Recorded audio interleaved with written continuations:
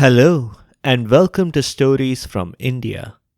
This is a podcast where we talk about myths, legends, and folk tales from India.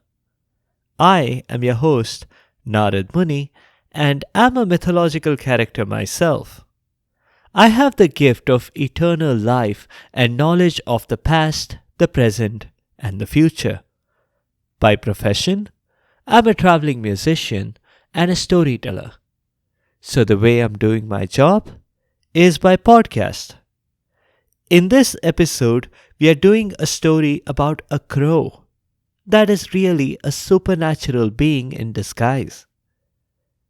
That is Jayant, the son of Indra, the king of the Devs. We recently met Jayant a few episodes ago on the episode about Garud, where Jayant swooped in for the grand finale, and he helped to rescue a pot of Amrit, or nectar of immortality. Some of you wanted to hear Jayant's story, and so here we are. We'll do a story from the Ramayana, and separately we'll also see one possible explanation for the origin of the Kumbh Mela. And that has something to do with the pot of Amrit as well. I'll start off by giving you a bit of background on the Ramayana. Ram was the crown prince of the kingdom of Ayodhya, but he was forced into exile, along with his brother Lakshman and his wife Sita. The trio lived in a forest. They managed to fight off one danger after another, until one day, Ravan, the evil king of Lanka, kidnapped Sita. He took her away to Lanka while Ram and Lakshman were distracted. The brothers searched for Sita but without much success, until they met Hanuman. Hanuman is a Vanar, or a monkey, and he has some amazing superpowers. He crossed the ocean to Lanka by flying across it. Hanuman found Sita in Ravan's palace garden. That wasn't the entire story, and that wasn't the full context, but that should be sufficient for today's story to make sense. I do recommend that you check out the previous Ramayana episodes that we have covered before. Check out the links in the show notes for that, or the site sfipodcast.com. This story occurs before Sita's abduction, but it is actually recalled by Sita to Hanuman. Sita and Hanuman were in Ravan's palace garden, where Hanuman had just sneaked in the quiet of the night. They were past the introductions, and they had just exchanged jewelry. Ram's ring for Sita's earring. That way, each could be sure that Hanuman had met the other. Sita had also just refused to ride back to Ram on Hanuman's back. She said that was a little like sneaking out the back door. She wanted Ram to come in through the front door and take her back, with her honor and pride intact. Hanuman was about to take off, but then Sita stopped him. Wait, Hanuman, I should tell you a story that is known only to Ram and myself. Only then can he be sure that you met the real me. Hanuman was taken aback. But I have your earring. Oh, that 24-carat gold earring with inlaid rubies and the Hey Ram inscription could belong to any princess who shopped at the Royal Ayodhya Jewelry Bazaar. Or I might be Ravan's queen in disguise, who had just stolen this earring from Sita. Hanuman had to admit that Sita's missing poster wasn't an exact likeness. Her left eyebrow on the poster was a fraction of an inch longer. I have a much better idea, Sita suggested. How about I tell you a story? A story of a picnic. Only Ram and I know about it. Hanuman wanted to say that he had places to be, he had trees to uproot, and a city to burn down. But he decided to wait and hear out Sita. It was a happier time in their lives, Sita explained. It was just Ram, Lakshman, and Sita in the Chitrakoot forest. Oh, yes, there were also about 1,000 Rakshas and Asurs, but none of them were really frightening. Ram and Lakshman had no trouble with any of them. So far. Ravan would arrive on the scene later, but for now, all was good and manageable. It was a nice, pleasant day when Sita woke up and looked out of the window. The skies were clear, birds were singing in Disney style. A pair of deer, a couple of rabbits, and a couple of sparrows were prancing and singing on lush green grass. The weather was perfect for the idea that Sita had. She had been checking her calendar 3 times a day, waiting for this very day. And now it was finally here. Guess what day it is? She asked Ram and Lakshman. I smell porridge, so it must be Tuesday, mumbled Lakshman. But Ram knew exactly what Sita had in mind. It was the midpoint of their 14-year exile. It was exactly 7 years since they had left Ayodhya, which meant they had only 7 more years before they went back. There was a lot of patting each other on the back and congratulations, and I knew we could do it, and so on. But there was one more decision to be made. They needed to celebrate. So Ram and Lakshman decided that they would be taking the day off from Asur extermination. Sita suggested a picnic, and the brothers loved the idea. They packed a whole bunch of sandwiches in a nice picnic basket. Lakshman said he knew exactly the spot for a picnic. And when they got there, Ram and Sita could see why Lakshman had chosen it. There was a clear stream, the water was bouncing over colorful pebbles. There was a little waterfall nearby, and the current position of the sun meant there was a beautiful rainbow right next to the waterfall. Oh, look, Sita said, pointing towards many trees full of ripe fruit. In short, everything was perfect. Well, on second thoughts, it was only close to perfect. It turns out they had forgotten to bring along a couple of things. They had no weapons with them. And they had forgotten the picnic basket. The weapons didn't matter, Ram thought. They had done several perimeter sweeps of this area before. If any Asurs had ever visited here, they should have seen some signs of those. Lakshman was positive that he had definitely brought along the picnic basket. He couldn't have misplaced it, he thought. Aloud, he said maybe it was the pesky bear that Ranger Singh warned about when they were entering Jellystone. Jellystone? What is that? Ram asked. It's what I call this place, Lakshman explained. Jellystone National Park. The water is so cool and the pebbles are so soft, they almost feel squishy. So I thought, Jellystone's a good name. But the missing picnic basket made no difference. They were more than enough fruit trays. It was actually better than eating sandwiches. The trio had their fill of the fruits. They swam in the water. And finally, Ram and Sita lay down on the grass, sprawled out in the afternoon sun.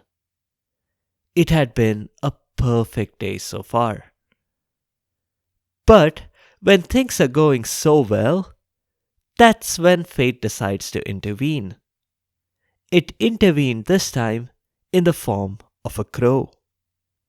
But it wasn't just an ordinary bird, like those sitting in the trees and singing melodiously. This wasn't an ordinary crow. This was Indra's son. The crow hopped on the ground and got closer and closer to the sleeping Ram and Sita. You could see that the crow had its pick of toes to peck on. It pecked one of Sita's. I am not a crow. If I was, I might have understood why Sita's toes seemed more attractive to peck at than Ram's. But that's precisely what the crow did. Sita let out a loud cry when the crow's sharp beak pierced her little toe. Lakshman was off in the distance, swimming near the loud waterfall. He heard nothing, but Ram sprang up in alarm. He'd been having a dream. A nightmare, really, except this was during the day. In his nightmare, Ram dreamt that a 10-headed villain was carrying Sita off, and Sita was screaming for him. Ram's first thought when he woke up was just a tiny bit of relief that Sita wasn't actually being carried off by a 10-headed evil guy. Imagine that, he thought to himself. That must have been a dream, because who has 10 heads in real life? And even if that 10-headed villain existed, what danger could he pose to Sita? No wonder it was just a dream. But his relief was immediately replaced by concern. Now that he thought of it, he had definitely heard a scream. He looked around and then saw Sita lying down nearby, clutching her toe. The toe was bleeding. A crow was nearby. Its beak was dripping with blood. It didn't take a Sherlock Holmes level investigative genius to tell what had happened here. The crow's sharp beak was dripping with blood, and Sita was in pain. The crow had crossed a line here. Pecking at their food would have been okay, but pecking at them was absolutely unacceptable. Ram reached for his bow and arrows, and then suddenly remembered that he hadn't brought them. The crow was meanwhile, crowing about how he had quite a story to tell his children and his grandchildren in the years to come. Ram quickly picked up a blade of grass, at which the crow laughed. "What are you going to do with that blade of grass? Give me indigestion?" But Ram was an avatar of Vishnu. If the crow thought that Ram needed actual physical weapons on his person all the time, it was badly mistaken. Because all Ram did was chant something quickly under his breath. Immediately, the blade of grass changed into a Brahmastra. At this point, if you're not familiar with what a Brahmastra is, let me clarify. An astra is a projectile weapon, like an arrow. A Brahmastra is a special kind of projectile weapon that has extreme superpowers. Think of it as a missile that is capable of destroying anything, potentially even the entire universe. Once it locks on a target, it will pursue that target across space and time. And escape is impossible, except if the person launching it decides to do something about it.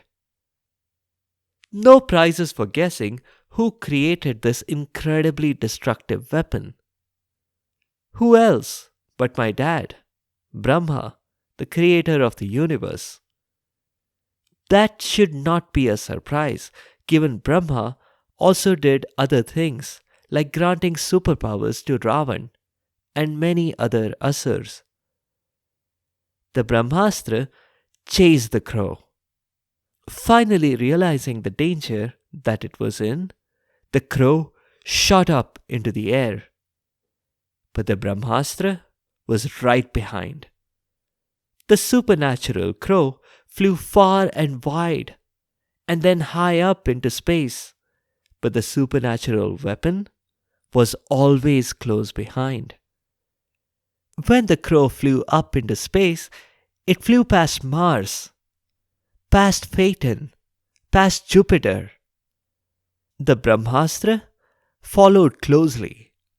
In the sudden turn of things, a part of the Brahmastra brushed a little bit against the planet Phaeton, which led to the planet breaking into millions of pieces. And that, people, is why today you have an asteroid belt in that spot instead of a planet. Anyway, the crow could not think of a place to go, and it couldn't go any faster. Soon, it was going to run into Einstein's speed of light limit. Just then, the crow remembered episode 171 of the show, where something similar happened to Durvas when he was pursued by Vishnu's weapon. And remembering that Ram was an avatar of Vishnu, the crow figured that that must mean that the weapon could be called off if he begged for forgiveness. So the crow flew straight back towards Ram. Ram, meanwhile, had finished bandaging Sita's foot. Luckily, it'll heal just fine in a couple of weeks, he told her. And then the crow appeared on the scene. The crow begged for mercy and asked for help. Someone coming to Ram for forgiveness is sure to get said forgiveness. But the Brahmastra? It was too late to revoke it. It was going to hit the crow exactly where he had aimed it, in the crow's eye. But the best Ram could do under the circumstances is to limit the blast radius, so to speak. But doing so would also mean that it would affect all crows, not just Jayant. So the Brahmastra did hit the crow in the eye, but the crow survived. It did have a bit of an impact though. The crow was half blind in one eye. That is why when any crow looks at you or at anything else, you'll see that it's doing that with just one eye.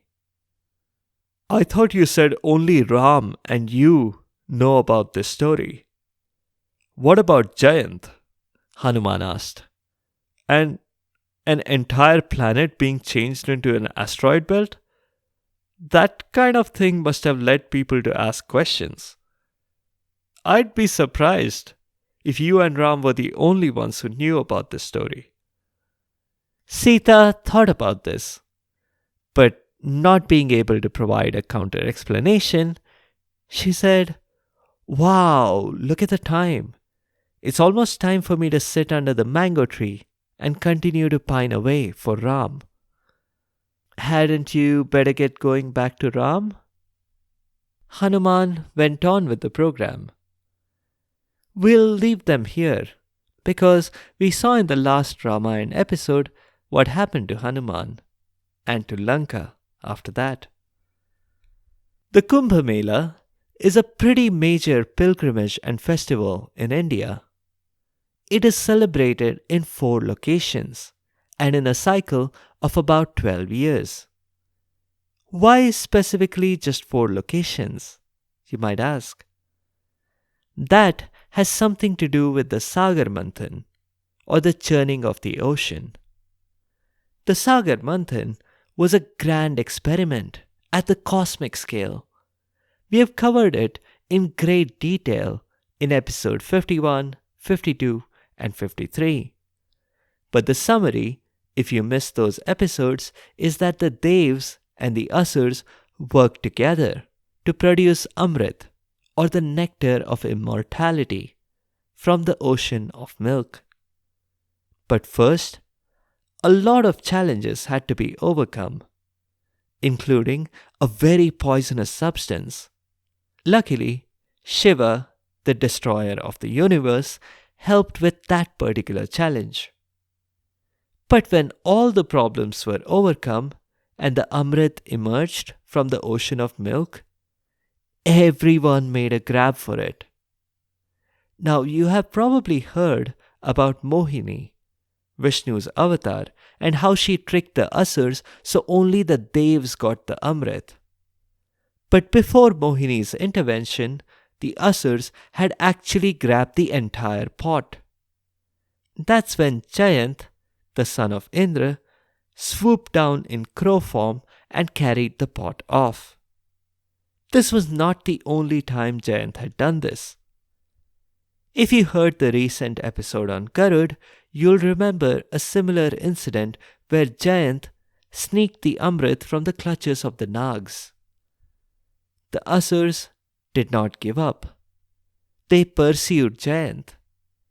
In the quick turns and other aerial maneuvers that Jayant had to take to avoid the Asurs, a little bit of Amrit may have spilled and landed on the ground. That happened in precisely 4 places: Haridwar, Nashik, Ujjain, and Prayag. And that is why those sites now very famously host the Kumbh Mela. I should point out that in the original story, the crow is not directly identified as Jayant, just that he is the son of Indra. But given what we know from other contexts, it wasn't hard to put 2 and 2 together to make 5. The main activity that attendees participate in the Kumbh Mela is that they dip themselves in the holy waters at those 4 locations. Each of those places is next to 1 or more rivers. People believe that they can wash away their sins. It's strictly a spiritual cleansing only. If you know about the toxic levels of pollutants dumped in our rivers, you'll see why it is too much to expect a physical cleansing as well. The Brahmastra is an unusual weapon. I know that some people like to make the analogy with nuclear weapons.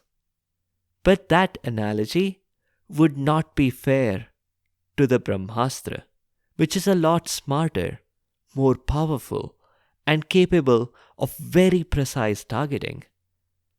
Let's just say that it's not possible to explain it with 2022 technology. Practically, all of the appearances of the Brahmastra are in the Ramayana or the Mahabharata. Ram himself uses the Brahmastra a few more times. In the Mahabharata, I had something to do with the Brahmastra. It was one of the only times that 2 opposing Brahmastras were launched against each other. Let's just say that I stopped it, or rather, slowed it down, while I brokered a deal between the 2 warring parties. There was also a Brahmastra involved in episode 15, Rishi versus Rishi, uncivil war. The Brahmastra, launched by King Kaushik, was easily absorbed by the Rishi Vashishta's staff, which itself had divine origins as well. Kaushik later became Vishwamitra. Crows in Indian mythology are thought to be a messenger, bridging the gap between the living and the dead. That leads to some interesting traditions, including one particularly in Maharashtra, where during cremations, crows are offered food. If they peck at it, it means the recently departed person has, shall we say, moved on in the afterlife. Check out the links in the show notes and on the site sfipodcast.com for previous Ramayana episodes. That's it for this time. In the next episode, we are going to do a folk tale from Bihar. It features a prince who is an expert at stealing all kinds of valuables, horses, jewelry, but especially the heart of a princess. If you have comments or suggestions, or if there are particular stories that you'd like to hear, please do let me know by leaving a comment or a review on the site sfipodcast.com or tweet at sfipodcast. You can also find me on Instagram and Facebook. Be sure to subscribe to the show to get notified automatically of new episodes. A big thank you to each and every one of you for your continued support and your feedback. The music is from purpleplanet.com. That's purple-planet.com. Thank you for listening, and I'll see you next time.